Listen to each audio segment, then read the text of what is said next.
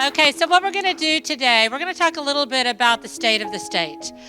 So I would like Pastor Nate Schatzline to come up, and I would also like Abraham George. Now, I don't know if you know who Abraham George is. He is the chair of the Texas Republican Party over the whole state. That's a big deal. GOP chair here. He's fighting for us every day, and so we are blessed to have both of these men here. We're going to talk a little bit about, sit down and make yourself at home. We're going to talk a little bit about what y'all are doing. We're in very unusual times. If we look at, you're a little young, Nate. Yeah. You're just a little young. But, and for me, I'm probably the oldest one here. When I grew up, we ran the streets. Our parents didn't know where we were. We were supposed to come home, and the TV said every night, it's 10 o'clock. Do you know where your children are? And your parents came outside and they said, kids, and you were picking up the frogs and playing with the neighborhood kids. Such a different world than what we have today. And what we're looking at, and there's a lot of fear, there's a lot of concern. As a believer, we need Jesus. More than anything, we need Jesus. He is the only answer. But how do we do it? How do we get the churches involved? How do we change the direction that we're going into, the culture? I would like for y'all to share a little bit about what your movement is, what you're doing, and you guys get the mic. Awesome. Do you want me to go first? Or you want to? So my name is Nate Schatzline. I'm a Texas state representative for District 93, and it's been an honor to serve with Mitch Little in the House this last session, as well as Andy Hopper. How many love Andy Hopper in this room? I love that man with my whole heart. I love him so much I employed his son. So his son, Sam's amazing. And so one of many, actually. He's repopulating the earth.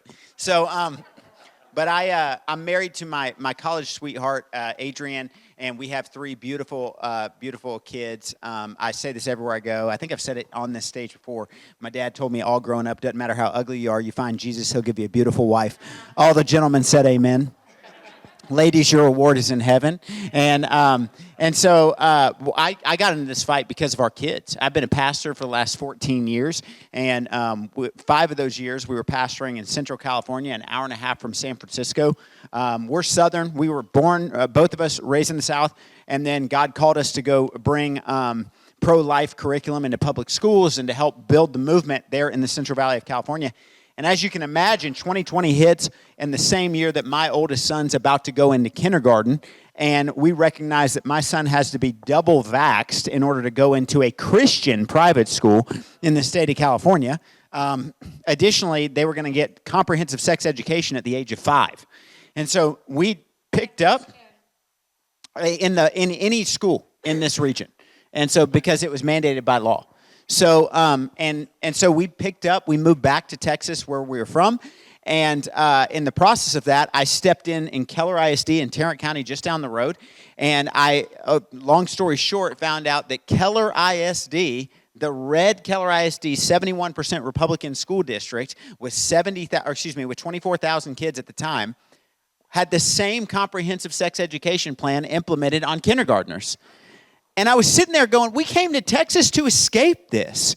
And we have mask mandates in Keller ISD, all these things. And so we rose up and we began to get loud. Well, my pastor at the time, unlike the pastor here, are you grateful for a church that opens its doors? For the Denton County GOP, for the Texas GOP, thank you, Pastor. I don't know where you're at in the beautiful. We love you, Pastor. Thank you. But I was at a church that did not allow that. And so, ultimately, my pastor said, hey, shut up or get out. Me and my wife decided we're not going to raise our children in a church that tolerates the calling on our life, but rather we're going to go to a church that celebrates the calling on our life.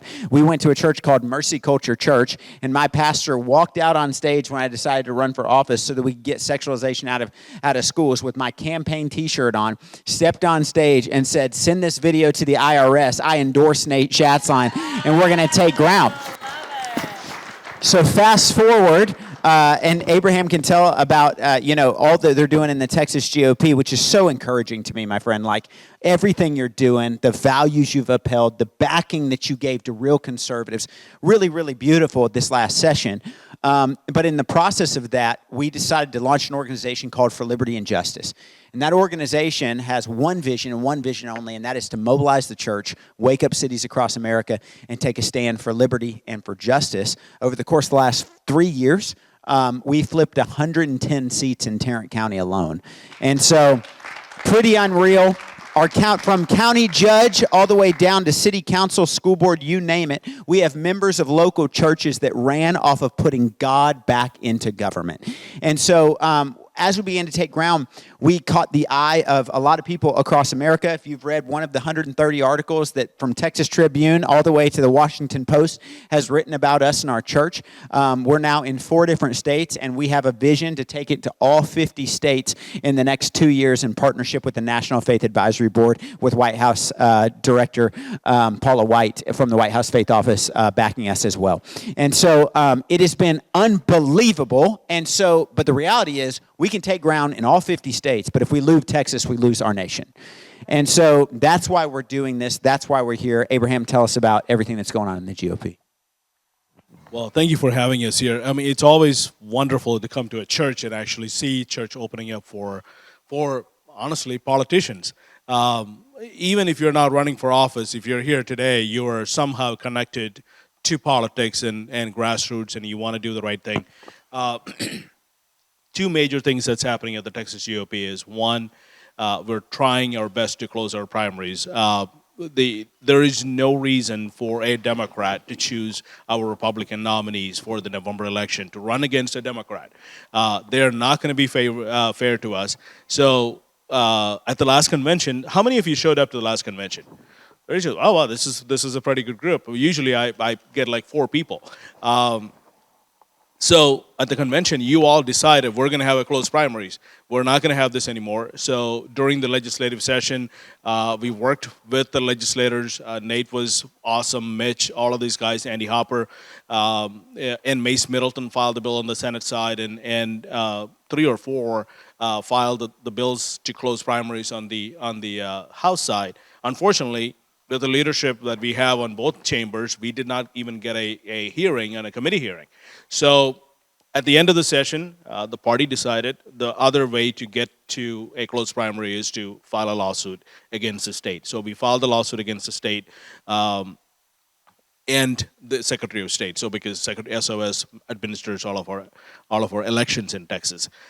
Ken Paxton, being as the AG, he's supposed to defend the state. He came on, joined our lawsuit, and said, "Yeah, you're a private party. You have the right to associate with the people who you believe are Republicans. So the state's not against us. Secretary of State is against us. She has gone and hired a law firm and allocated about $1.5 million to fight the Republican Party, who she used to be a senator, as a Republican senator, but." We are in a place that we thought we would have a closed primary for this cycle. Unfortunately, we haven't had a hearing yet. We don't have a date yet. I think we're going to get it before 28, one way or the other, either through legislator going through and figuring out a way to do this, or through the court system. So that's the major thing that's happening in Texas at the Texas GOP level, because that's going to change the elections for us forever. Next 50 years, closed primaries is going to be a huge thing. People say California has closed primaries. Well, yeah, that's why it's staying Democrat. There's a reason why we want to have closed primaries here in Texas, so we can stay as a Republican. The ruling party benefits a lot by having a closed primaries. So that's one major thing. The second is our convention is coming up. It's in second week of June. One of my SREC member, one of my former SREC member, David Wiley, is here. David, thank you for running, by the way. And we're going to have an awesome convention. It's going to be great. We believe J.D. Vance is going to be our keynote. We have a confirmation, but we can't really put it out there because they're still making us go through all the process. But the dates are good.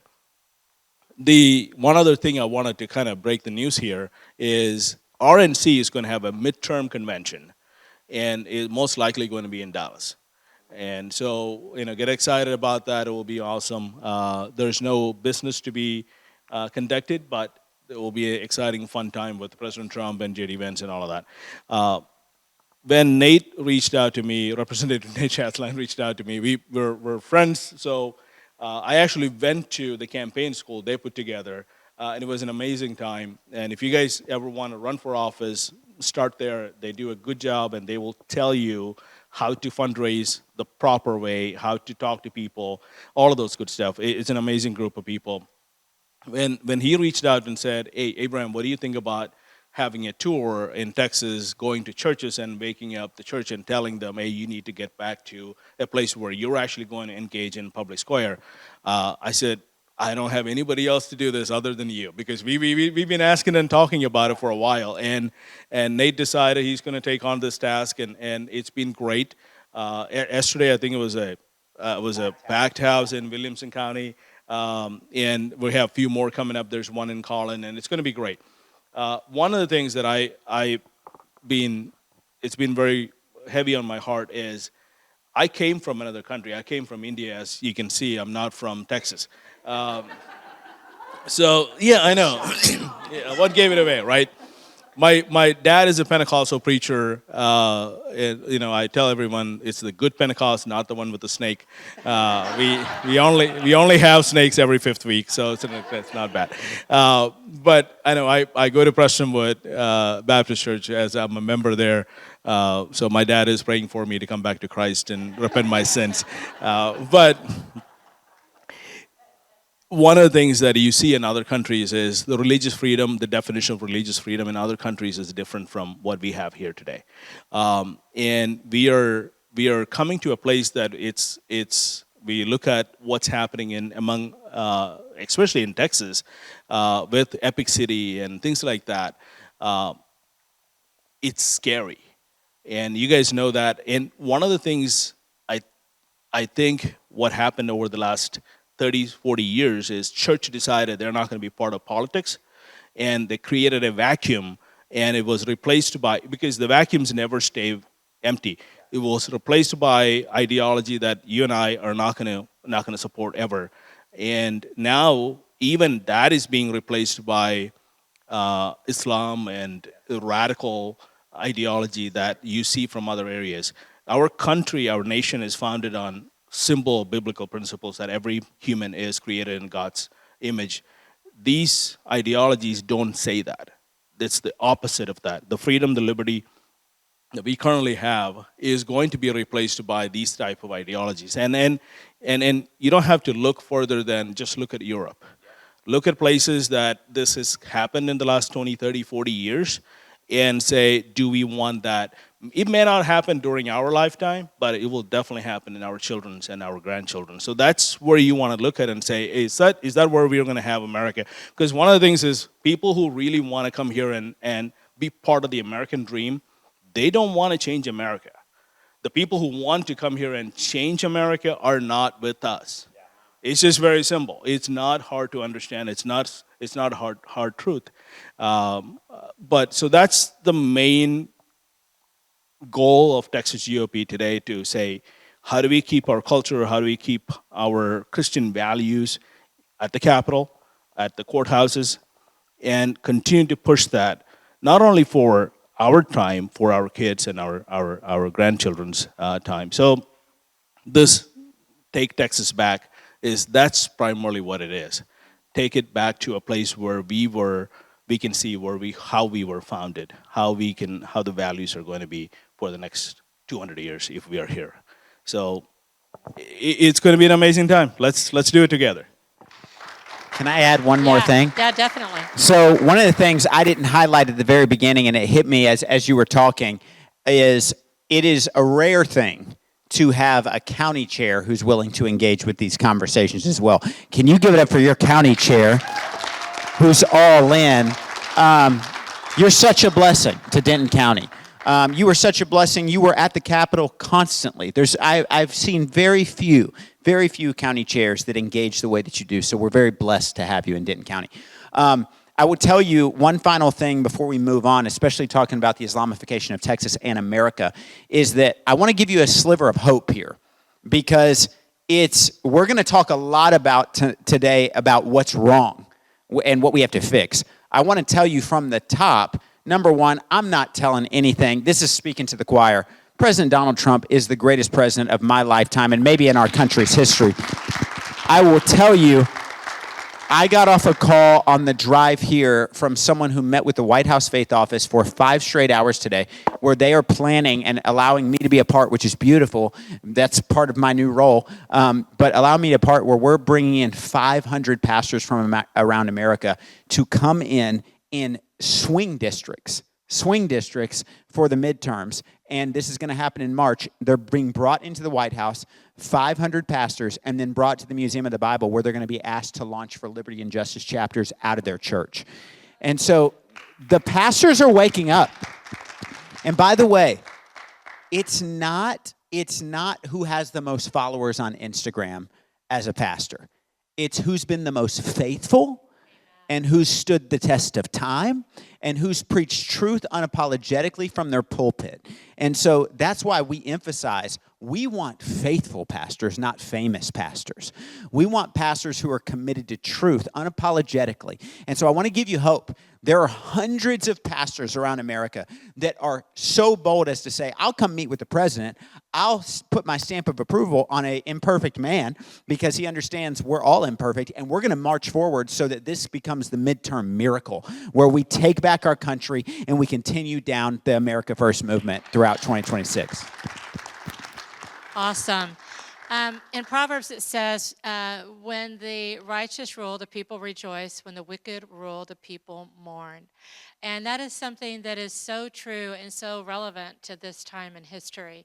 I wanted to talk a little bit about, since I'm a chair, I would like to talk a little bit about the different positions in as far as running for office. The one thing that I love, and I want you to add to this too, the one thing that I love is the way we are so grassroots. So a precinct chair, I always say a precinct chair is a watchman on the wall. They're the men and women who see what's going on. They know what's going on. They sound the alarm. They're the ones that the people can touch, that can share. They're the ones who get you elected. Because they're like, I know this guy. You got to know this guy. And so these are the people. And how many of you are precinct chairs in this room? Okay. So we are so blessed. And did you, Jackie, raise your hand? I didn't see your hand go up. Jackie Waken. There you go. So we are so blessed to have so many, but we need so many more. And we need captains. We need, team captains for the areas. We need more grassroots to get involved because we are in a time to where the left is pushing. Blue Texas is determined to take over North Texas. So I'd like for you guys to both share a little bit about that, about what's going on the Democrat side, how we can change things a little bit, kind of fortify here at home and make a difference. Well, one of the things that I want to talk about is precinct chairs. So we have about a little over 9,600 precincts in the state of Texas, and we are at 5,400 precincts filled. That is not good. I mean, it's much better than Democrats, but that's not good.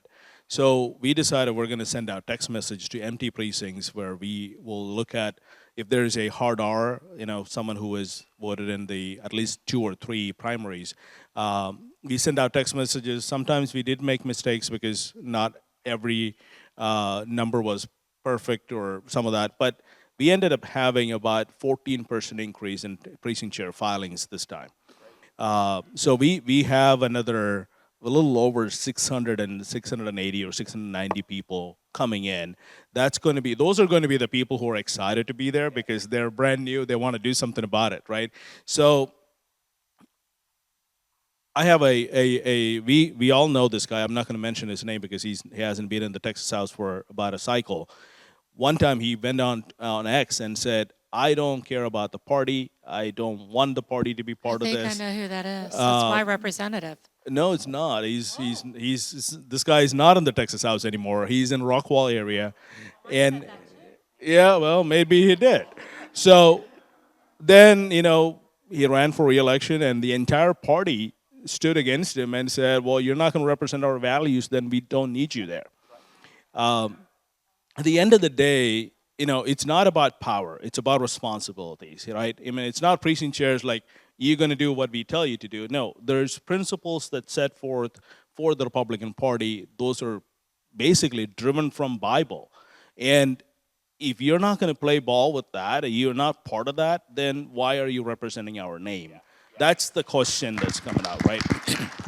So the party stood against him, and he lost. He lost his election, and he's a realtor, nice guy. I've met him a few times, but I thought he was going to run again this time, but he didn't. So the precinct, we do. Katrina is an amazing person. She's got awesome way of putting things together at the Texas House, and it's just if you're a nerd like me on politics, just watching the Texas House function the last 30 days or so, it's just amazing. It's like you can't get that kind of drama in anywhere else, not even on Netflix. It's like you can see things happening. So, but all of that to say, the Republican Party, the precinct chairs, the county chairs are the backbone of the party.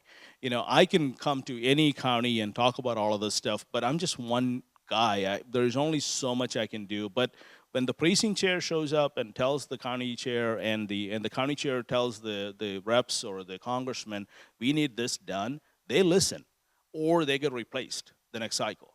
So that's the power of the county parties that nobody else has. And the Democrats are doing some stuff, but they have Jasmine Crockett. There's no way these people can win. It's just nuts. So that we're not worried about Democrats. We're more worried about people who run as Republicans and act like Democrats. And that seems to be a biggest problem we have in Texas. And so that's where we're gonna focus a lot more time and energy on getting some of these people. It's not going to be overnight. It will take multiple cycles to get there. But last cycle, 27 members came in, and it changed Texas GOP's priorities to the next level. We passed 43 bills. I didn't think we were going to pass more than 10. So new people, Andy Hopper, Mitch Little, Nate, Brian Harrison. There's few who were there, was fighting, but they didn't have the reinforcements. And last cycle, they showed up, and we got a bunch of stuff done. So that's what we need to do. Just keep replacing some of these rhinos, and we'll get to the place. Don't you think, though, that you pulled people to the conservative side? 100%. That's what I want you to share. Yeah. Because I believe that as believers, we can change people. Yeah. The Lord does it, we don't. But by them seeing us, by them seeing what you're doing, we can pull them to the conservative side. Can you share a little bit about that and what God did? Absolutely. So, there's statistics, will tell you that if you can get 10% of a population to be radicalized about something, then you can change the entire population. Well, that's not different in the Texas House. If you have 150 members in the Texas House, you need 15 unapologetic warriors. Well, this last cycle, y'all sent us 17. And those 17, look, it was easy to silence me, Brian Harrison, Steve Toth, and Tony Tinderholt going to battle every day, throwing down amendments, going to the back mic, asking all the obvious questions. I'll never forget, very short story. We were trying to kill casinos in Texas. How many believe we do not need casino gambling in the state of Texas? And I remember walking to the back mic and just simply, here we are. We have someone laying out the bill to bring casino gambling to Texas, and they really thought they had the votes. And I looked at them and I said, I'm going to make this as painful as I possibly can to bring casinos to Texas. So I went to the back and I said, Representative, Chairman at the time, again, he's not in there. We beat him with a new, Alan Schoolcraft is now in there, and he's a patriot, anti-gambling.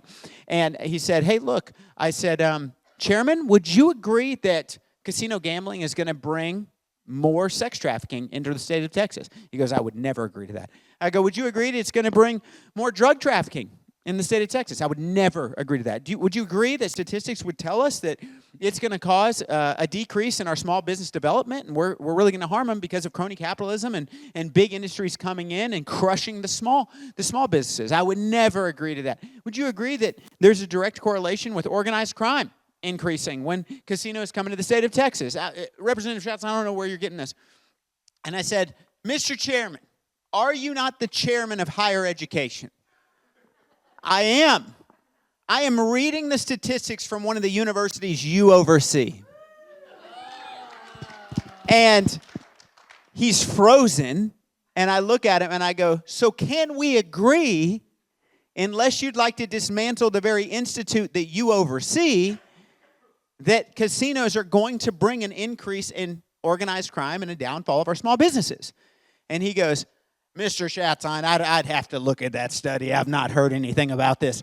And I said, no worries. I said, at the end of the day, I said, I just want you to know that we know statistically that this is going to bring organized crime, increase of sex trafficking, and a crushing blow to our small businesses. And I said, and I want to go on the record that it's going to do that. Would you agree with me? He goes, obviously not. I just said I don't agree with you.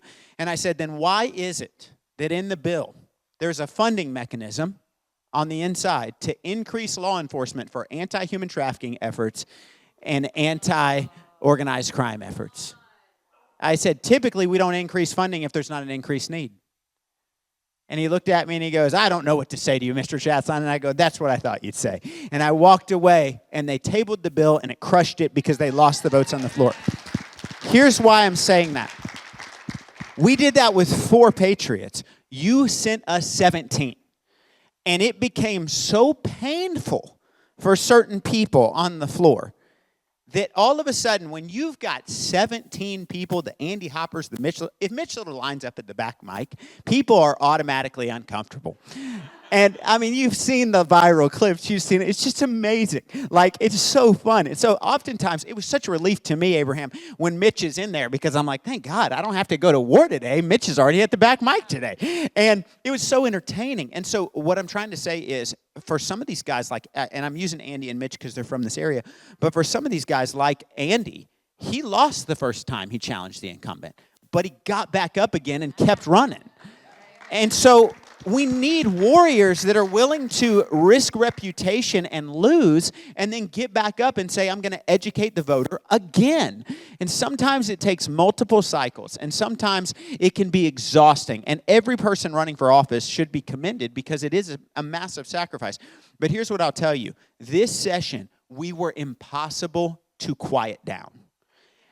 And with the help of, and hear me, this was a big deal.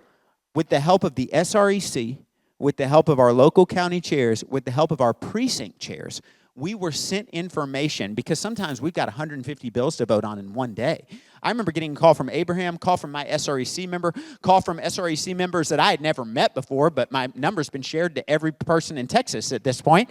And I remember getting a call and saying, did you know that the China land ban is actually like the worst bill on earth? And I'm like, there's no way. And again, it's coming up in 3 days. I'm not reading bills 3 days in advance. I'm usually getting briefed the night before, and then we come in the next morning early and bring everything to the table. And I said, there's no way. So we started investigating it. They were right. The SREC was right. It's a terrible bill. And I was on the phone with Abraham, and Abraham's like, what are we going to do with this? And I was like, we're just going to have to throw down like 20 amendments. I mean, we're just going to have to change the entire bill, and then we're going to be forced to vote against it if it doesn't happen.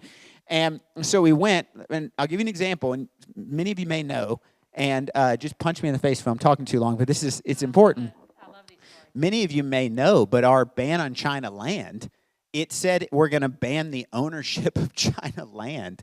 And then it said, but we're going to leave an exception if you want to lease it for up to 99 years. And I was sitting there, and I go, so you're telling me that the Chinese Communist Party can lease 500 acres with no commitment and very little paperwork next to our naval bases? And we were just like, this is mind-blowing. And so we were like, well, there's an amendment. And we just started coming up with amendments. Like, here's an amendment. And then we just started having fun with it because I'm like, we're going to put 10 amendments. Might as well put 25. And so we put an amendment, and this is what I mean. As we were gathering, there were 17 of us in the group. And as we were gathering in Tony Tinderholt's office, coming up with amendments for this bill, an idea came up. It wasn't my idea. It was just the crazy one that said I would carry it. But they said, hey, what if you gave the governor the authority through an amendment, through this bill, to say if you designate anybody as a terrorist organization, they can also not own Texas land as well? And I said, man, that's a great idea. And we had the thought, Tren de Aragua, the Mexican drug cartel, all these things. Like, they shouldn't be able to own stash houses on the border. We should take back that land. And so I drew up the amendment. I brought it to the floor. And mind you, we're so used to losing. okay? We showed up every day with the mindset of we're gonna lose with a smile, you know? And we walked in, and what we found was with 17, imagine after this election cycle where they'll be, with 17, we were able to offer amendments and make it so painful from our dialogue on the floor, because they knew it was about to be tweeted out by 17 people, that they were forced to do the right thing. Not only did we eliminate the 99-year land leases, but I offered that amendment that was then used by Governor Abbott to say, hey, not only can Tren de Aragua not own Texas land, neither can the Muslim Brotherhood nor CARE. So that's a very long-winded answer, but I needed you to know that even if you get one more in there, it's meaningful. It matters. It is a coalition that is being built, and we are the 10% right now, and I believe we can get it to 20. I love that. Yes. So I love going to Austin. You know that I love speaking on the different bills. I love the process. I love the process. But this has been the craziest year I've ever seen in my entire life.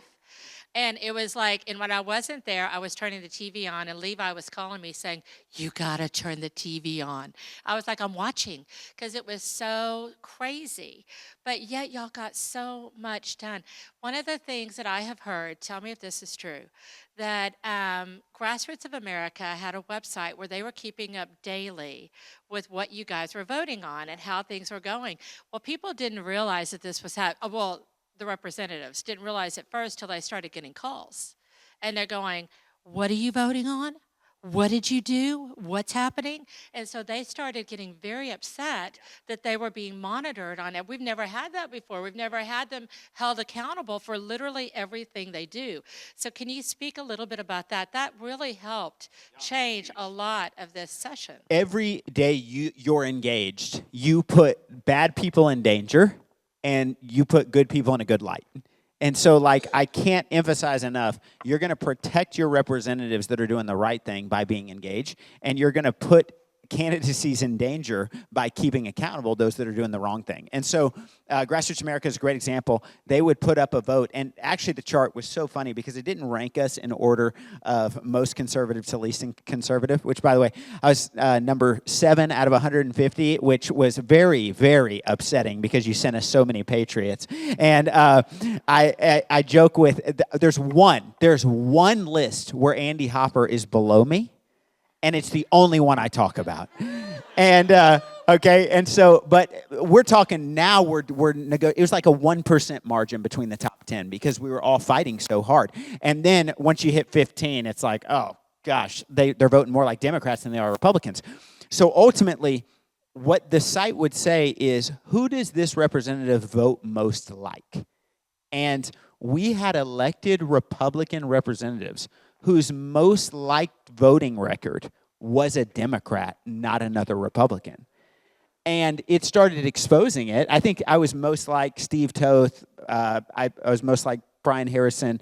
Andy was up there, and Mike Alcott, who Mike is technically ranked number 1 most conservative, but we just call him Mr. No. He just votes no on everything. And so even good things. I'm like, Mike, there's a green button on your desk. And so ultimately, we would get to the place where we would have members walk up to us and say, hey, what's your voting recs for today? Like, how are you voting? And we were like, why do you care? And they were like, I don't want to get calls today. How are you voting? And I was like, you know what? I'm glad you asked. I'm going to be a no on HB 1481. I'm going to be a no on this one. They're like, what in the world? Why would you be a no on that? I go, it grows government. And they go, yeah, it might grow government, but I got to vote for this because that person said they'd give me a hearing if I voted for that. And I go, that sucks for you. It's going to be a really tough day in the office for the calls. And they're like, well, Nate, you got to understand, we got to negotiate here on the floor. I got to vote this way so that person will give me a hearing and that chairman will set my bill to the calendar. And I go, that's the thing, though. We don't do those things. And it was an awakening moment for these members where some of them would cave to it, and I watched on the floor. It should encourage you. I watched on the floor as moderate members, I mean, you would say liberal Republicans, would walk over to chairmen that were carrying a bill and saying, it's not personal, but I'm sick and tired of the calls. I got to vote no on your bill today. And we crashed bad bills as a result. And so it's awesome. The sunlight is the greatest disinfectant. Oh, definitely it is. So there's so much going on in the state. The Republican Party has taken a stand like I haven't seen in a very, very long time. It's exciting. It's encouraging. It seems a little intimidating at times, doesn't it? But I feel like we're on a road to where we're taking back what the enemy has tried to steal from us. Can you share a little bit about how you're feeling about the direction we're going in? We've got some incredible people in office. Y'all were, again, this session was just off the chart. And it was slow. It was killing me. It was killing me getting started. But once it got started, y'all were rolling. So tell us a little bit about how you're feeling about the GOP and where we're going in direction. I think there's one major thing that we're going to see over the next 2, maybe 3 cycles is going to be either the moderate Republicans either become conservative Republicans or they get replaced. Because grassroots have woken up and they're like, we're done with this. We're not going to. It's not against them personally, because I always tell people, like, if you like go to Walmart and ask who is your congressman, I can bet you like 99% of the people would not know. They'll probably know your governor. A lot of them would not know his name, but they know who it is. If you ask your like state chair or the county chair, they're like, oh, those things exist. I mean, they have no idea. But what really matters is the conservative principles, the bills that we pass. So it affects their life. There are countries that 99% of the people shows up to elections. You know why they show up to elections? Because the country is a problem. They want to change. They're showing up to do something about it.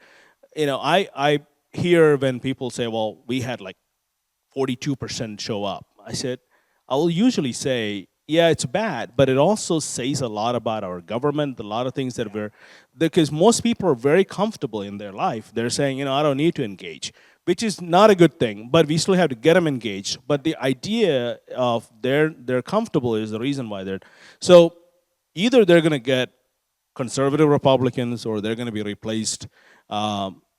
I think one of the main things that we're going to see over the next 2 cycles is we're going to have a fairly radical awakening from churches. A good amount of people in church circles are talking about politics today. My Sunday school class 6 years ago would never talk about politics. Like, that was not a thing. Nobody talked about it. It didn't. We talked about going to cruises and all kinds of other stuff that normal Sunday school groups do. Now they're talking about politics, and they're talking about, hey, why is Trump doing this? And why is Abbott doing this? And why is my congressman saying these things? Like, they're actively engaged, which is great, because when the church gets engaged, it changes everything. It matters. So I am very excited about Republican Party and the way our direction is. I go to the national convention, the national committees, and I'm not just saying this, people love Texas. Other state chairs come up to me and say, I can't believe you guys are doing all of this stuff. 5 new congressional districts. You all did that. And they're like, we can't get our legislators to do anything like that. So with all the problems we have in Texas, I'm telling you, this is still the best state in the world. I mean, we're still doing amazing. So I think the party has a real great, amazing future ahead of us. We just need to continue to drive this right direction. I saw one of the elected officials this morning accidentally. I mean, I was in Houston, meeting with the Houston Convention Center for our 26th convention, and this guy walks by, and we were talking about he's not very happy with the party because we're too far right for him.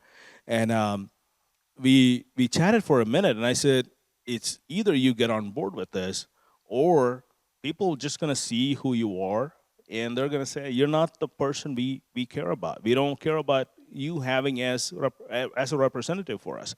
So, and he's like, well, that's just not right. And I said, no, that is exactly what it's supposed to be. They need to be comfortable that your values align with theirs. And if not, you shouldn't be there. It does not matter what is your background is, how educated you are, or whatever it is, if you're not fighting for them, then why are you there? So, with the right county chairs, right precinct chairs, the right SREC, I think we are moving in the right direction. You're right. It's scary at times, and especially when you have to raise money and do all the things. You got to pay staff. You got to pay the rent. Then go back to almost the same people and say, no, we don't like you. That's kind of hard to do. So, and we had to do that almost every month. So, we're doing great as a party. As fundraising is great. Governor Abbott came on board, which with $2 million for the party. A lot of that is going to come to the county parties at the convention. So there's a lot of good things happening. He's up for re-election, which is great. Every time I tell people, every time an elected official is up for re-election, use the time, make it happen, because it matters, because they want to connect with you at that time more than when they are in office. Because when they're in office, it's not a bad thing. They have a lot going on. But when they're campaigning, they show up to a church or an event, talk to them and tell them, hey, I don't like what you did with this. So that's the process. That is just simply the process. It's not disrespectful. It's what it is. So I think the party's doing great. I think we're going to be, in about 15 years, 20 years, I think we're going to be the most reddest state in the country. We currently are, but I think it's going to get even more red because the other side has gone like crazy. We can't, Houston mayor, you know him, he was a senator, Whitmire. He's a Democrat. He was a Democrat senator. The Democrat Party censured him because he's for law enforcement. That's it. I mean, he's a all-time Democrat, and those people don't have a space in the Democrat Party anymore. They're all moving to the Republican Party because they need a party to be part of, and so that's what's happening. We just need to bring them to the right. Mayor Eric Johnson is a good friend of mine, and he left the party because he was like, the party left me, but also he realized how conservative he was, and now he started the Republican Mayors Association and is trying to spread the word on what is really going on with Islam and some of these other things. So it's really interesting to see so many Democrats are leaving the party. We just have to make sure that when they come over, they come to the right. So we keep bringing them to the right, DCRP, the new face of tradition.